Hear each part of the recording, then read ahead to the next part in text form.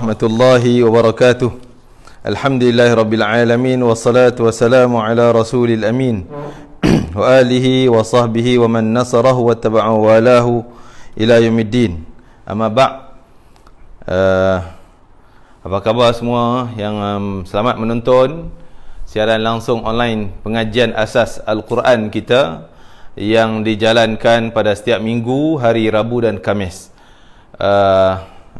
Kita mula daripada asas, iaitu pembetulan ataupun sedikit penerangan berkaitan dengan kesilapan, kesalahan yang sering berlaku dalam bacaan surah Al-Fatihah.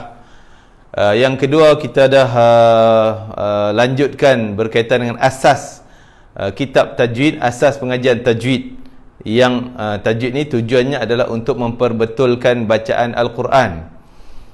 Jadi kita tumpu pada tajuk yang paling utama dalam asas tajwid, iaitu tentang makhraj huruf. Makhraj huruf. Jadi sebelum kita teruskan pengajian makhraj, yang kita dah sentuh tentang beberapa tajuk makhraj sebelum ni, dan kita akan sambung lagi tajuk tersebut pada hari ini. Jadi kita harap pada penonton-penonton yang berbahagia sekalian, mudah-mudahan Allah Ta'ala rahmati kita semua, ahli keluarga, lindungi kita daripada segala wabak, penyakit dan juga balak, bencana, musibah. Amin ya rabbal alamin. Mudah-mudahan Allah Ta'ala berkati kita seisi keluarga, di rumah tuan-tuan dan anak-anak di mana saja mereka berada. Dengan kita masukkan undang rahmat Allah Ta'ala melalui pengajian yang kita adakan sekadar melalui online, mudah-mudahan juga Allah yang maha mengetahui tentang keadaan kita yang tak mampu untuk hadir di kuliah, hanya hadir di alam maya, pun akan mendapat rahmat Allah Ta'ala, barakah daripada Allah Ta'ala untuk kita seisi keluarga, insya-Allah. Dan kita harap bagi masa lebih kurang setengah minit untuk kita tekan share-share. Saya pun nak tumpang share di Facebook ke friend-friend kita dan ke mana sajalah saluran yang tuan-tuan lebih tahu tentang keadaan, insya-Allah. Ya, bagi masa sikit. Sambil tu tuan-tuan boleh tengok apa yang saya catat di belakang ni untuk jadi rujukan pengajian kita pada petang ini, insya-Allah.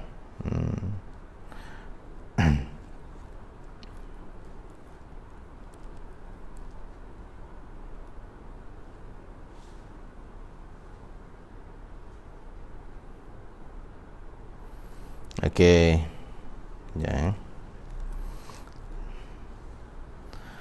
Boleh rujuk di belakang dan nanti kita akan tengok pada tajuk ni, ya, insya-Allah. Okey, saya pun dah share, dah post ke Facebook dan juga ke saluran media kita. Okey, ala kulli hal, kalau ada soalan ya, mungkin soalan yang tuan-tuan terbuku berkaitan makhraj ke, daripada minggu lepas nak tanya tak sempat tanya, ataupun apa jelah soalan yang berkaitan dengan Al-Quran, tajwid, mungkin berkaitan Fatihah, mungkin berkaitan dengannya lah, insya-Allah bolehlah kita tulis di komen Facebook melalui dua saluran Facebook yang kita guna, sama ada melalui saluran Facebook Habib Najmuddin Osman Al-Khirid ataupun page Facebook saya, Ustaz Haji Azian Man, ya. Boleh tulis komen di situ. Kita akan dapati soalan tuan-tuan, puan-puan sekalian, dan kita akan bantu untuk selesaikan, insya-Allah.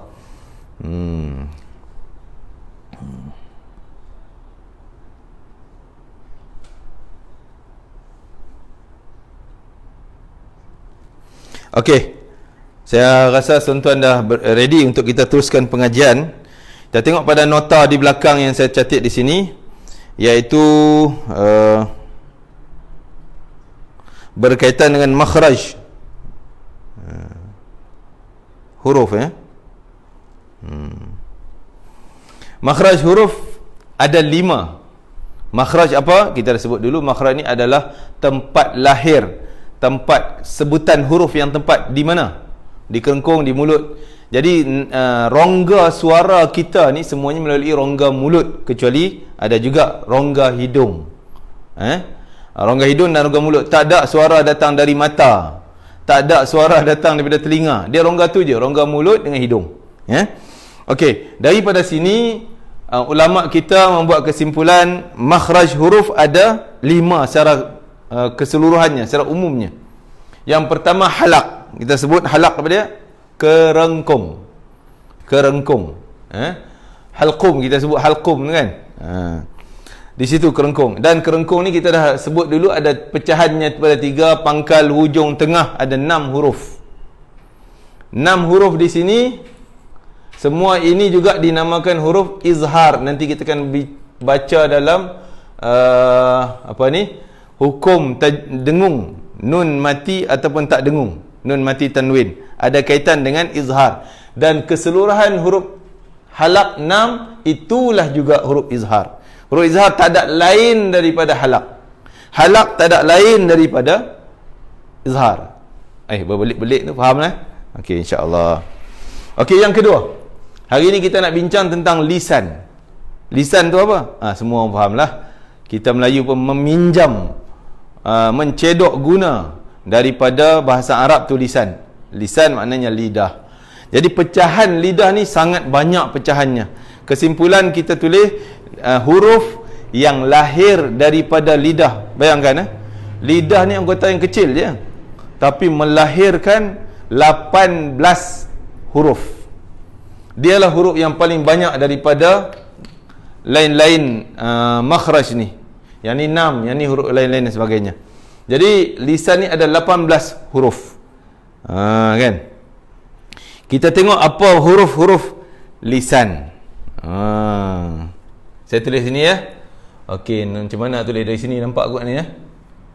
Nampak dari sini? Okey. Takut tak nampak dalam skrin tuan-tuan. Okey, kita mula daripada huruf ta. Ta. Saya palang itu. Yang kedua huruf sa. Titik 3. Kan? Lepas tu kita ambil huruf dal. Kan? Zal. Zai. Sin. Kan? Lepas tu huruf dot. Sod. Dot. Ada titik. Okey, bezanya. To dan zo ada titik. Apa ni? 1 2 3 4 5 6 7 8 9 10. Sad ta za ain ghain fa. Okey, fa. Fa titik 1. Kan? Maaf saya. Titik 2 qaf Qaf. Kaf. Kaf. Nun. Nun. Lam. Lam. Ni lam Ra. Okey. Apa 10, 11, 12, 13, 14. Tertinggal satu sini. Saya tambah sini. Shin. Okey, shin Shin. Alamak, nampak Shin ada titik. Bagi dekat-dekat dengan keluarga dia. 11, 12, 13, 14, 15, 16. Dua lagi. Lam, ra.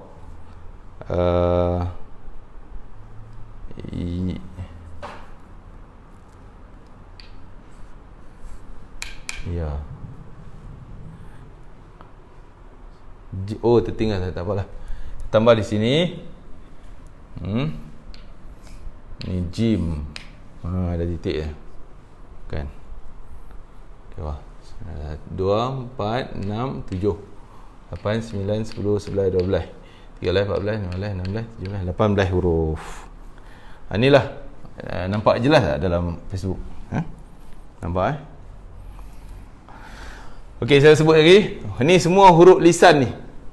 Satu, ta, sa, dal, zal, zai, sin, shin, sod, dot, ta, dha, jim, qaf, kaf, nun, lam, nun, ra dan ya. Okey. Ini pecahan bagi huruf lisan. Ya. Pecahan bagi huruf lisan. Huruf lidah. Tapi kalau kita nak detail, ada yang tepi lidah, hujung lidah, pangkal lidah dan sebagainya, memang terlalu pecahan yang rumit lah kalau kita nak sebut. Boleh saya sebut sepintas lalu ya. Boleh. Daripada 18 ni ada pecahan dia. Bayangkan lidah tuan-tuan.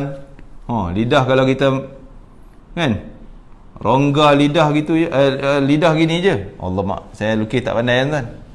Tak apalah kan. Lidah. Dia ada hujung, ada pangkal, ada tengah dan sebagainya. Okey, yang pertama pangkal lidah berhampiran dengan kerengkung. Pangkal maksudnya yang paling, kalau depan ni hujung, ni pangkal kawasan ni. Ni maaf saya di sini kita sebut hujung. Hujung, okey. Yang ni pangkal. Di sini pangkal. Okey, ni.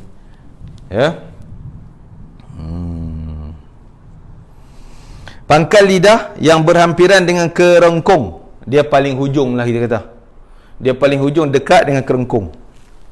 Okey, nanti saya padam sikit. Kan. Kita lukis, katalah lidah kita punya itu. Ni bibir mulut lah kan. Tuan-tuan, ni kerengkung. Tu dia, saya maaf lah, saya tak pandai lukis ni. Kan. Ni kerengkung bawah tu. Ni kerengkung. Kan, hidung ni kat atas lah. Ni lidah. Pangkal yang paling hujung sekali ada huruf qaf. Kan.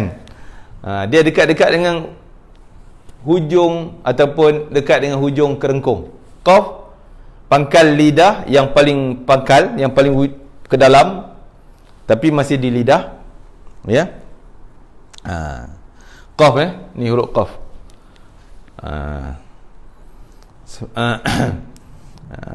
Sebab tu dia ada kita sebut bahagian anak tekak lah, dekat dengan anak tekak. Okey, yang kedua naik atas sikit daripada qaf. Qaf paling pangkal, atas sikit kaf. Kan.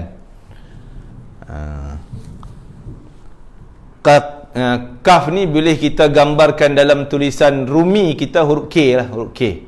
Kawan, makankan tu. Tu huruf K. Qaf dalam sikit sampai kita rasalah dekat-dekat dengan kerengkung. Sebab tu di situ dia akan jadi pantul. Ada sifat dia. Sebab terlalu dalam sehingga terpantul. Pantul tu apa dia? Dalam bab hukum tajwid yang lain yang kita akan sebut nanti. Iaitu qalqalah. Okey, kaf. Kaf ni naik atas sikit, pangkal lidah juga, tapi dia menyentuh ke langit. Tadi dalam lagi, dia atas sikit. Okey. Yang ketiga, tengah lidah. Kategori yang ketiga, tengah lidah dan dia menekan ke langit. Tengah sikit, naik atas sikit pada kaf tadi ni. Ada 3 shin di sini ya. Pada sini 3 huruf shin, jim dan ya. Kan? Ya. 3 huruf.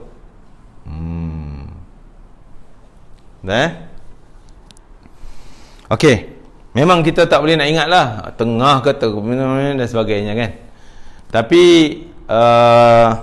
dalam hal huruf lisan ni ada beberapa huruf yang penting untuk kita ambil tahu, kerana silap selalu akan berlaku kesilapan pada sebutan huruf.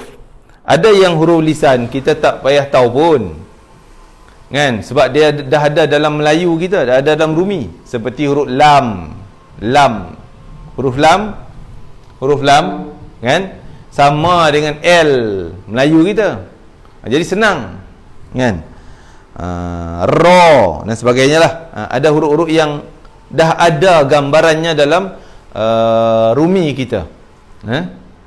Tapi huruf qaf ni saya rasa nak macam hampir Q lah kot kan. Quran. Kaf dah ada Melayu kita. Shin, jin dan sebagainya. Dia bila makhraj, tempat lahir, Lepas tu kena gabung dengan sifat tajuk lain pula sifat nanti. Baru lengkap sebutan. Kalau sekadar tahu makhraj tapi tak tahu pula sifat dia pula, tak jadi juga. Kan? Takkan betul juga. Ni kita hari ini makhraj. Nanti kita akan plus. Makhraj akan plus dengan sifat huruf. Sifat huruf. Bila gabung dua ni baru sebutan tu jadi tepat. Sebutan huruf jadi tepat. Sekarang kita tak masuk lagi tajuk sifat. Ya, kita ambil makhraj dulu. Tempat keluar tu tang mana? Kat mana? Kan? Okey. Tepi lidah dot. Dot sebab tu bila sebut dot. Bila sebut dot wala dha, dia terpantul pipi kita ni. Pipi kita pelantun. Permak. Dot. Tu ada angin. Pup. Sebab kita tahan, lepas tu lepas. Sebab tu angin melantun keluar. Wala dha. Dia ada pantul macam tu ya. Tu tepi lidah, tak kira kanan ke kiri ustaz. Boleh kanan, boleh kiri. Tepi lidah ya. Tepi lidah boleh kanan, boleh kiri. Mana tepi ni? Mungkin tepi ni yang kena gerham. Mungkin tepi sini yang kena gerham, yang akan menyentuh gerham gigi kita, gerham dalam, sebelah dalam. Waladha, ada orang mudah sebelah kiri, ada orang mudah guna lidah tepi itu sebelah kanan. Waladha, saya boleh, insya-Allah ada orang yang boleh buat dua-dua, tak kisah kanan kiri, boleh je kan. Yang penting tepi lidah. Waladha, ada pantul tepi pipi ni kan, pum, meletup tu. Kecuali kalau gigi garham dia tak ada tu, kadang-kadang terlepas juga, tak jadi tepat. Walau bila gigi ni penting dalam bacaan Quran. Gigi itu peranan penting untuk membentuk huruf yang tepat. Kalau tak ada gigi itu, sehingga para ulama kata mungkin hukum peringkat wajib untuk buat gigi palsu kan. Boleh je, katalah ada orang dia bijak, dia tak ada gigi pun dia boleh kontrol lidah dia bagi bunyi tepat, boleh juga. Okey, tak ada masalah kan. Ada orang tak boleh, tak ada gigi, bunyi lain, tak boleh nak buat betul. Dia kena buatlah gigi palsu kan. Untuk niat dia, tujuannya untuk menempatkan, membaca Al-Quran dengan huruf yang tepat.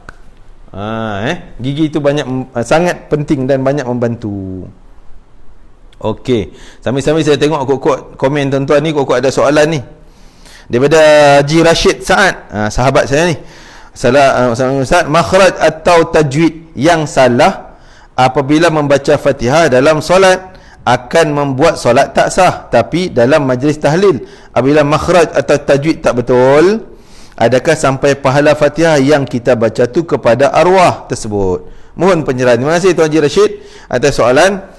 Jadi memang dalam sembahyang kita sebut salah huruf Quran, salah Fatihah. Bila salah Fatihah menyebabkan salahlah sembahyang kita, menyebabkan tak sah. Kita tengok kalau salahan dalam sebutan huruf tu menyebabkan salahan besar, yang kita sebut tu salah besar, salah kecil. Salah besar bawa batal sembahyang. Tapi kalau di luar sembahyang baca Fatihah macam mana? Yang ni memanglah kesalahan tersebut, katakanlah kesalahan besar, tapi tak melibatkan solat, ya, tak, bukan dalam solat, maka taklah menyebabkan solat tu tak sah. Pahala sampai tak? Insya-Allah pahala kita sampai. Mudah-mudahan Allah sampai, sebab berpandukan kepada hadis Nabi sallallahu alaihi wasallam. Nabi kata, wallazi yaqra'ul Quran, orang yang baca Quran wa huwa yatata'u fi, dia baca Quran tapi tersangkut-sangkut, tak betul, makhrajnya tak tepat, tapi dia nak baca juga Quran. Dia ikhlas kerana Allah Taala nak baca Quran, walaupun sebutannya tak tepat, tajwidnya tak betul, makhrajnya tak tepat, dia dah belajar tapi macam tu juga jadinya, maka itu pun kata Nabi, lahu ajran, dia akan dapat 2 pahala. Pahala sampai, pahala dapat, ya, dapat 2 pahala. Walaupun dia tersilap, dapat 2 pahala. Kecuali dia sengaja buat silap, tu lainlah, na'udzubillah min zalik, ya. Bab pahala sampai insya-Allah. Dan hadis tersebut kalau lengkapnya sebelum tu Nabi kata, alladzi yaqra'ul Quran, orang yang baca Quran wa huwa mahirum fih, dan dia mahir baca Quran, baca tepat, sedap, tajwidnya tepat, panjang pendeknya tepat, Seperti mana Nabi kata, aku suka Al-Quran dibaca seperti mana dia diturunkan kepada aku. Biar kita, walaupun taklah salah besar, tapi nak betul juga. Kerana kita nak supaya Quran tu setepatnya apa yang Jibril sampaikan kepada Nabi SAW. Jadi kalau baca mahir, apa jadi? Orang yang baca mahir lancar, dia bersama dengan Al-Kiramil Bararah, bersama dengan golongan para malaikat. Maksudnya ni golongan hebat dalam syurga, golongan yang hebat, VVIP, orang yang termulia dalam syurga. Layanannya dapat daripada layanan para malaikat. Hebat. Tapi kalau baca Quran tak lancar, dapat 2 pahala. Dari mana 2 pahala tu? Pahala sebut jugalah, dia sebut juga A, K, I dan Al-Quran tu. Satu huruf yang Nabi kata, satu huruf 10 pahala, 2 huruf 20, 3 huruf 30 pahala. Bukanlah aku kata alif lam mim tu 1 huruf, tapi alif lam mim dah jadi 3 huruf, kata Nabi SAW. Itu sebutan. Pahala yang kedua kerana cintanya, raghbahnya, gembiranya pada Quran, dia nak baca, kan? Sayang pada Al-Quran, dia hormat Quran, dia cinta pada Quran, itu juga pahala, masya-Allah. Sebab tu kata ulama, kalau orang tu tak baca Quran tapi dia sayang Quran, dia cium, dia hormat Quran, jatuh dia ambil tak tempat tinggi, kan? Dia tak letak sama ke punggung, dia letak tempat yang khas untuk Al-Quran, kan? Dia hormat walaupun dia tak baca. Menghormati Al-Quran adalah satu pahala yang lain. Okey. Terima kasih kepada Tuan Haji Rashid yang menyebabkan saya bagi pencerahan tadi. InsyaAllah bacaan Quran kita walaupun ada silap, ada salah di luar sembahyang, tak membawa pada kesan batal sembahyang, tetap pahalanya, insya-Allah, ya. Okey tuan-tuan, ada soalan lagi? Kalau ada soalan, mungkin soalan tak kisah daripada saluran FB saya ataupun FB Habib Najmuddin Al-Kharid, juga boleh kita catat dan sampai pada saya, insya-Allah. Okey tuan-tuan, kita teruskan lagi. Tadi kita sebut huruf dad. Huruf dad ni untuk perhatian tuan-tuan, memanglah susah nak baca bagi tepat. Dan itu yang Nabi sebut, ana afsahu man antaqa bid-dad. Akulah orang yang paling fasih, paling tepat, paling perfect sebutan huruf dad. Kan? Jadi kita ni, tambah kita lidah Melayu, lidah makan belacan ni tuan-tuan. Makan belacan, makan budu, caluk semua ni, dia ada kesan. Sehingga mungkin sebut dad kita tak okey, sifatnya cukup, tapi masih ada sikit kurang. Mungkin dapatlah 90%, mungkin dapat 95%, 99% pun alhamdulillah, ya. Nak setepat 100% tu susah sikit. Kami alhamdulillah Al-Faqih saya sendiri belajar di Mesir. Masya-Allah, ulama-ulama kita di Mesir, syekh-syekh kita ni memang dia orang tak ada gigi pun. Gigi dah jatuh, berumur 80. Guru saya namanya Syekh Fatih Daud, alhamdulillah, dia walaupun gigi dah tak ada, tapi sebutannya ya Allah, dia boleh kontrol lidah bagi tepat sebutan dia, kan? Sehingga kita sebut rasa betul, perfect lah, tapi bagi dia salah lagi. Salah, dia kata ulang lagi sampai kita pening, mana satu betul tak betul ni, kan? Tapi begitulah fasihnya mereka ni dalam membaca Al-Quran dengan setepatnya, masya-Allah. Tapi kita kena usahalah, jangan pula ustaz kata tak apalah, tak tepat, dapat 90 pun dah cukup tu, tak payahlah nak belajar. Tak, kita seboleh-boleh usaha. Tak sama, mungkin saya sendiri pun kalau sebut dapat 90% je contohnya, tapi murid kita mungkin dapat 100%, lebih bagus, kan? Masing-masing ada kelebihan masing-masing. Okey, huruf dad yang kita sebut tadi, tepi lidah, tepi, ni hujung, ni pangkal, ni tepi, tak kisah kanan atau kiri, tak kisah. Untuk sebutan dad, tu pantul dad, tuan-tuan mungkin nampak, belah sini pula dad, dia kembang macam, kan? Tu pipi, tepi, dad. Sebab tu kalau kita tengok orang sebut dad, kita tahu tak betul. Antaranya kita boleh kesan kalau pipi dia tak melantun, tak ada pantulan. Dad. Ni memang tak tepat lah, kita boleh kata 40% je. Dad, kadang-kadang dad yang tak pantul tu menyebabkan bunyi huruf dal pula. Ada orang baca waladdallin, do, tak ada pantulan tepi kanan kiri ni. Waladdo, jadi huruf dal lah pula. Kan? Itu memang jauh lah. Kalau disebut waladdallin, dolin dah jadi huruf dal, memang tukar, itu dah makna tertukar huruf lain. Kesalahan kecil ke besar? Tukar huruf. Kita dah belajar itu, tukar huruf lain jadi kesalahan besar. Menjejas Fatihah dan menjejas kualiti sembahyang kita. Okey. Yang kelima, ni saya bincang yang kelima ni apa? Maksudnya pecahan daripada lidah ni ada beberapa pecahan. Kita dah sebut 4 pecahan. Tapi semua daripada 18 ni 18 ni pecah, yang ni duk pangkal, yang ni tengah lidah, yang ni tepi lidah. Okey. Kita dah bincang tentang pangkal lidah paling dalam, paling hujung dalam, qaf. Qa kita sebut. Dan naik atas sikit kaf. Dia akan gabung dengan sifat dan sebagainya, sifat yang lain. Yang ketiga, tengah lidah. Kan? Tengah lidah tadi, saya terlangkau tadi. Tengah lidah tapi naik ke langit. Lidah tu melengkung naik ke langit. Sehingga lidah kita ni menyempit rongga atas. Ni lelangit, lidah kita naik ke atas. Jadi akan bunyi geseran angin. Shin. Shin. Akan bunyi. Yang kedua, 3 huruf sama. Tengah lidah yang menekan ke langit. Shin, jim, ja kita sebut ja, ji, ju, ji, kan? Dan ya. 3 huruf. Tengah lidah dia melengkung, nak kena menyentuh ke langit atas. Tadi yang keempat tadi dad, tepi lidah. Dan yang kelima, hujung lidah ditekan ke gusi di atas gigi depan. La. Cuba kita bunyi la li lu la. Kita tahu ujung lidah kita kena kat mana? L, huruf L. Melayu huruf L lah. Itu tepat. L sama dengan lam. Makhrajnya di situlah.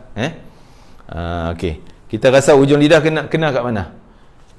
Dekat gigi, antara sepadan gigi dengan langit depan. La kan? Itu dia. Tu tempat L, tempat lam. Okey, satu huruf je. Yang keenam, hujung lidah ditekan ke lelangit depan. Di atas sikit pada la tadi. N. Lidah kita melengkung belakang sikit. Ni gigi tu. Tadi kena kat sempadan antara gigi langit ni. L. Lam. La, li, lu. Naik atas sikit. Sikit je, bergerak sikit ke belakang. Undur ke belakang sikit je. Itu nun. Setepatnya kalau kita sebut Melayu ni huruf N. Naninu. Tu N. Menyebabkan bila sebut N ni ada sikit angin naik ke hidung. Kita perasan tak? Kadang orang tak boleh nak kesan kan? Okey, tak apa. Seterusnya, hujung lidah diangkat ke langit atas. Gostam belakang sikit lidah kita. Gostam belakang daripada nun tadi ni. Ra. Huruf ra. Kan? Ujung naik atas sikit. Belakang sikit, iaitu huruf Melayu R lah, R. Ra. Walaupun taklah setepat R-nya, tapi hampir-hampir. Huruf ra, dan dia digabung dengan sifat-sifat yang lain, barulah jadi. Saya sebut tadi, makhraj kena plus dengan sifat baru tepat. Kalau makhraj dia sifat tak betul, ada kurangnya. Okey. Seterusnya huruf hujung lidah diletakkan ke belakang gigi depan bahagian bawah. Okey. Dia terkeluar. Gigi kita ni, contohnya gigi macam ni, kan? Saya lukis sikit gigi, macam mana gigi ni, kan? Dan katalah gigi tu ni atas, ni bibir mulut kita ni, bibir mulut cover. Okey, tu dia yang mulut kan. Boleh lah. Itu ni gigi bawah. Ni gigi atas. Lidah kita ni terkeluar kat sini. Kira-kira macam kita boleh gigit lah kalau tutup gigi tu. Nan.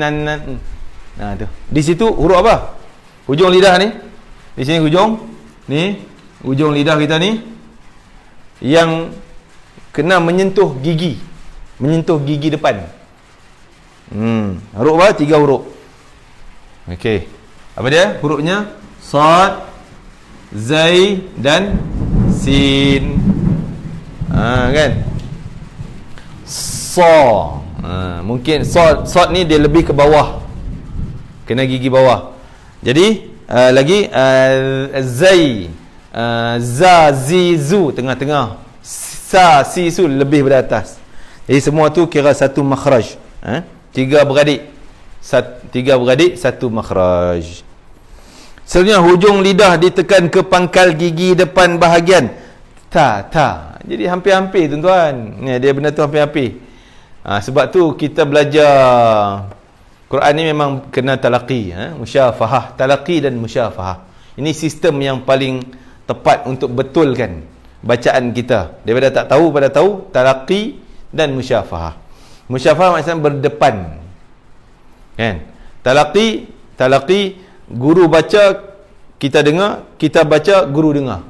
Guru sebut kita tiru, guru pun dengar bacaan kita. Oh tak betul lagi tu, lidah ke sini, lidah ke situ. Ni kalau macam tuan-tuan tengok online ni, membantulah kita kata. Bukanlah kata tak boleh, tak, memanglah sedikit banyak memberi ilmu untuk tuan-tuan lebih gemar untuk cari guru, betulkan secara musyafahah. Untuk betulkan secara musyafahah. Okey. Apa dia 3 huruf? Hujung lidah tadi, pangkal gigi masuk dalam sikit. Ta, po, dal. Ta, po, dal. 3 huruf.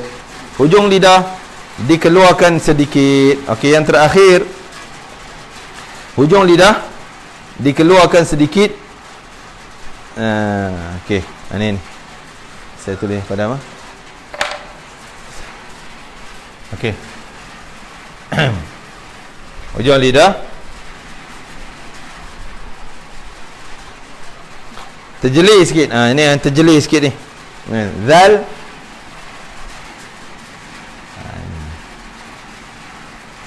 zal, ta dan dha. Dha, zalimin, perkataan zalimin. Jadi lidah kita terjeli. Dha. Kalau lidah masuk dalam masih tak tepat. Za salah. Kan? Tuan-tuan boleh rujuklah pada ustaz-ustaz talaqi tuan-tuan. Okey. Saya pergi dekat untuk bagi maaf lah, kena tunjuk kan. Benda ni memang mengaji Quran kena perhati lidah ustaz tu betul kat betul. Duduk kat mana lidah dia kan? Kena perhati. Zal, zazizu, zal, huruf zal. Tu. Kan? Saya rasa boleh nampak kot. Zal. Okey. Lepas tu sa. Dha. Terkeluar lidah sikit. Kan? Okey, itulah makhraj huruf bagi makhraj lisan, lidah. Memang pecahan yang banyak ni hanya pada anggota lidah. Oh, masya-Allah. Sebab tu bab lidah ni memang satu anggota yang sangat ajaib. Dia lembut, tak ada tulang. Dia macam-macam boleh. Nak dapat pahala bagi tepat pun daripada lidah. Kan, sebutan huruf-huruf Quran. Nak bagi salah banyak dosa pun lidah juga. Duk ngumpat orang, ngata orang, caci maki orang, semua daripada lidah. Afatil lisan. Tajuk-tajuk selalunya ulama tasawuf bincang afatil lisan, bencana yang datang punca daripada lidah. Kan, bencana yang datang punca daripada lidah. Lidah satu anggota. Macam-macam dia buat. Pahala yang banyak pun daripada lidah. Dosa yang bertimbul-timbul pun daripada lidah juga. Jadi kita guna lisan kita, guna lidah kita untuk kebaikan. Seperti mana handphone juga. Handphone macam-macam boleh guna. Nak dapat pahala banyak pun kita boleh guna melalui handphone. Baca Quran boleh tengok handphone, sebar ilmu handphone dan sebagainya. Nak dapat dosa pun na'udzubillah boleh guna melalui saluran handphone juga. Jadi gunalah anggota kita untuk kebaikan. Kita semak soalan kalau ada lagi. Ada soalan Okey, saya tengok. Ya.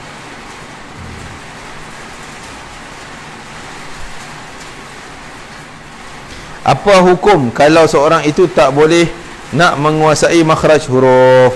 Ada format untuk ingat huruf-huruf ini? Okey. Hukum makhraj tadi kita sebut, bila salah makhraj memang salah huruf. Jadi itu termasuk dalam, kalau kesalahan tu sehingga menyebabkan dia tertukar huruf lain, maka boleh terjejas Fatihah, terjejas solatnya, ya. Kena betul lah. Kecuali dimaafkan kalau dia memang katalah dia baru, orang tu baru nak belajar Quran, dah umur 50-an ni baru nak belajar Quran, 60-an baru nak belajar Quran, susahlah sikit nak betul lidah dia. Ustaz tegur dah, wah, dia jadi huruf lain juga, za kan contohnya. Tu dimaafkan untuk dia. Allah tahulah itu keuzuran. Allah tahu di antara itu dikira uzur ataupun malas. Orang yang malas, orang yang tak nak belajar, dia kata aku dah betul ya, tak payahlah, sikit cukup lah. Kan? Itu malas. Antara malas dengan uzur, Allah faham. Okey, format untuk ingat huruf-huruf ini ada. Gabungan-gabungan pun bahasa Arab jugalah, kena sambung dan sebagainya. Ala kulli hal, okey. Dan adakah makhraj ini berbeza bergantung pada loghat atau slang seseorang? Contoh orang negara lain bunyinya lain. Tak. Oh, ni soalan minggu lepas. Yalah. Oh, saya terbaca soalan minggu lepas. Okey. Adakah Ustaz sebutan huruf dot, adakah boleh sebut guna dua-dua belah lidah? Ya, ada. Dia macam-macam dah ni. Ada orang yang boleh guna kanan sahaja, ada yang boleh guna kiri saja, ada yang boleh guna kembang dia punya lidah kiri kanan. Boleh belakang. Apa yang penting ustaz dengar, guru dengar, sebutan kita tepat. Itu penting ya. Betulkah kalau baca Al-Quran dalam handphone tak dapat pahala? Baca Quran dalam handphone apa maksud? Maksudnya kalau tengok ni, tengok Quran. Apa maksud baca Quran dalam handphone tak dapat pahala? Contohnya ni, buka Quran kita baca, kan? Tetap dapat pahala. Kalau ini yang dimaksudkan. Apa lagi? Ataupun kita buka speaker dia, Tok Imam dalam handphone ni yang baca, kita dengar je, dapat pahala tak? Dapat pahala dengar. Apa lagi maksudnya baca Quran handphone? Saya rasa tak jumpa lah orang yang mengatakan baca Quran handphone tak ada pahala. Tak ada kot, kan? Dengar orang baca pun dapat pahala, dengar bunyi daripada handphone pun Quran dapat pahala, kita baca tengok pun dapat pahala, baca yang hafalan pun dapat pahala, kan? Jangan hina orang yang baca Al-Quran, walaupun maksudnya walaupun usaha dia nampak sikit. Sampai kadang kita sedih, saya sedih ada orang sebar dalam Facebook ataupun WhatsApp ni, dia kata ada orang cakap, buat apa hafal Quran macam keldai je, tak faham Al-Quran, tak guna, hidup dia taraf macam keldai, dia hanya baca hafal Quran tapi tak faham. Tuan-tuan para hadirin sekalian, hafal Quran, bab faham, bab tak faham tu yang lain. Tapi bila hafal Quran cukup baik, baca Quran pun baik. Sama ada dia baca sikit, satu baris, satu ayat, jadi amalan harian, bacaan kontinu, apa saja muamalah tuan-tuan, cara tuan-tuan dengan Al-Quran, semuanya mendatangkan pahala. Kecuali orang yang menghina Quran, na'udzubillah lah. Kata-kata tadi menghina ahli Al-Quran. Kalau dia kata buat apa hafal Quran macam keldai je, tak faham pun, rugi, sia-sia, tak ada untung. Ini kata-kata yang saya boleh sebut, secara peribadi saya sebut, kata-kata ini menghina ahli Al-Quran, menghina Al-Quran itu sendiri, wal'iyadzubillah. Jangan ya. Kita hati-hati dengan perkataan kita. Saya rasa tak ada lah isu baca Quran dalam handphone tak ada pahala, tak ada isu tu ya. Ada lagi. Boleh ke nak baca Al-Quran di application handphone tanpa wudu? Boleh. Sebab handphone ni bukan mushaf. Yang tak boleh pegang mushaf. Saya pun tak ada sini kan. Mushaf. Maksudnya mushaf tu kitab yang semuanya kandungan Al-Quran. Majoritinya, persen majoriti dalam tu semuanya Quran. Itu tak boleh sentuh kalau tak ada wudu. Orang perempuan haid tak boleh bawa dan sebagainya. Adapun kita ni, walaupun tapi kandungan ni sedikit je, berapa megabyte je, kandungan lain lagi banyak, jadi tak dikira mushaf ini. Boleh orang haid boleh bawa, tak berwuduk boleh sentuh dan sebagainya, ya. Assalamualaikum. Bagaimana sekiranya seorang imam yang makhraj hurufnya jelas tidak tepat? Apakah solat makmum perlu ulang semula? Kalau dia memang faham, dia seorang guru yang mahir Quran, dengar kawan tersebut memang salah makhraj, salah kesalahan besar menyebabkan terjejas Fatihah, dia kena mufaraqah lah. Tapi kalau dia pun agak-agak macam betul tak betul, ya, dengar daripada mikrofonnya, kita duduk soft belakang tu dengar speaker je, dengan speaker tak boleh, sebab kita tak tahu, mungkin Tok Imam tu sebut betul speaker tu yang lemah, speaker tu yang tak tepat, kita dengar tak tepat, ya. Antaranya huruf sin, sad, zai, zal dan sebagainya, itu kalau speaker tak cantik, orang belakang dengar tak tepat. Jangan berpandu hanya speaker, jangan pandu dengan dengar handphone saja. Kena orang yang berdepan terus dengan lidah dia, muka dia, dia baca macam ni, memang tak betul lah, kan. Kecuali orang yang betul-betul mahir, dia dengar, dia tahu. Okey. Jadi kalaulah kita ni orang yang pakar Quran, memang tepat, dengar dia salah kesalahan jali, kesalahan besar, tukar huruf, tukar baris, dan sebagainya, kita kena mufaraqah. Kalau tak boleh tegur, kan.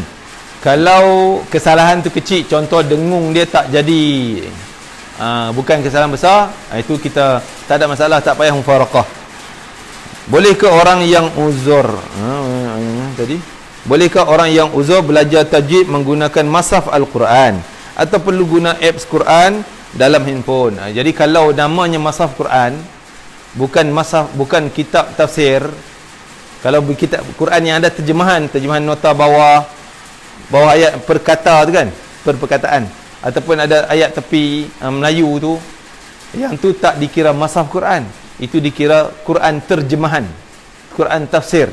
Yang tu boleh walaupun orang perempuan yang haid, tak ada wudu. Tapi kalau semata-mata Quran, tak boleh lah. Kita menghormati Al-Quran, tak boleh. Ini mushaf Al-Quran, kalam Allah.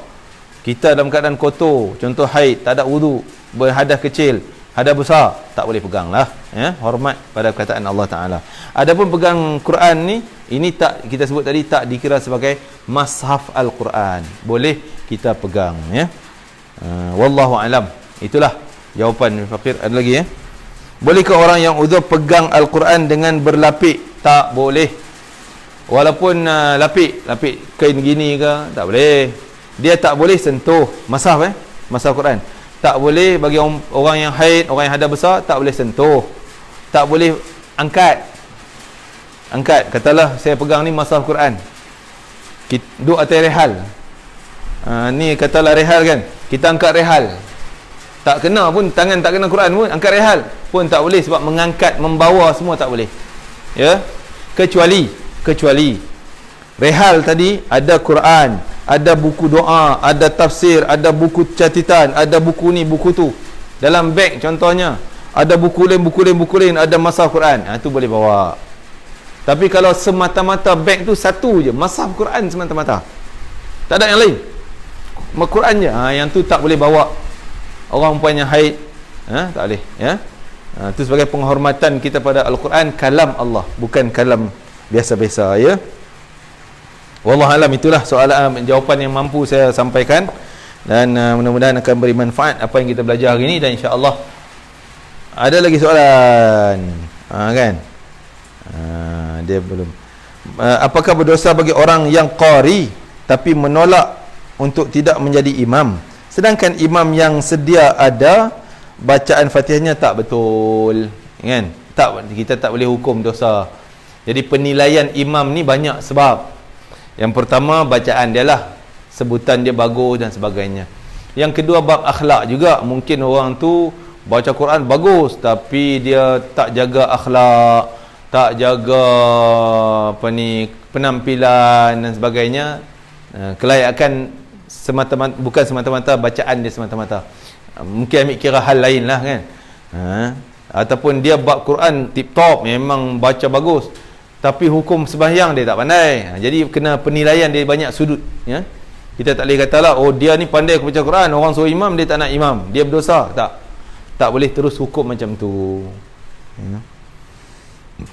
Dan nasihat pada imam-imam yang mungkin tu walaupun dia imam, dia ke depan, tapi masih lagi memerlukan pada talaqi kita dengan orang yang lebih mahir. Mungkin imam-imam kita ada guru-guru mereka, kena semaklah bacaan tu bagi tepat dan sebagainya, ya. Khususnya Fatihah tu sendiri, kerana makmum kita di belakang ni banyak macam, ada yang memang ulama dan sebagainya, mereka tahu. Jadi sebolehnya kita betulkan. Ustaz, jika tugasan harfiah Al-Quran iaitu baca dan tafsirkan ketika uzur, bolehkah? Tujuan untuk mengajar boleh, ya, dimaafkan. Tujuan untuk belajar, maksudnya sebolehnya dia tak bacalah ayat, dia baca makna Melayu je. Tapi kalau dah terpaksa, kalau tak baca orang tak faham, tak apa, kita baca, insya-Allah, ya. Jadi sekadar itulah kot, kita hari ni terlajak panjang ni, kan. Mudah-mudahan akan memberi manfaat untuk diri saya dan kita semua, insya-Allah. Wallahu alam. Insya-Allah esok kita akan habiskan tajuk ni, sebab yang ketiga, rongga mulut, bibir, hidung ni sikit je hurufnya. Ada sikit saja hurufnya, ya, tak banyak pun. Insya-Allah kita boleh habiskan besok, insya-Allah. Wallahu alam. Terima kasih pada semua yang menonton dan tolong share-share, panjang-panjangkan ilmu kita. Mudah-mudahan akan bermanfaat untuk semua. Sekian, assalamualaikum warahmatullahi wabarakatuh. Rabbana taqabbal minna innaka antas samiul alim wa tub alaina innaka antat tawwabur rahim. واختنا بالحسنى وأنت راض عنا في خير ولطف وعافية برحمتك يا أرحم الراحمين. وصلى الله على سيدنا محمد وعلى آله وصحبه وسلم والحمد لله رب العالمين. السلام عليكم ورحمة الله وبركاته.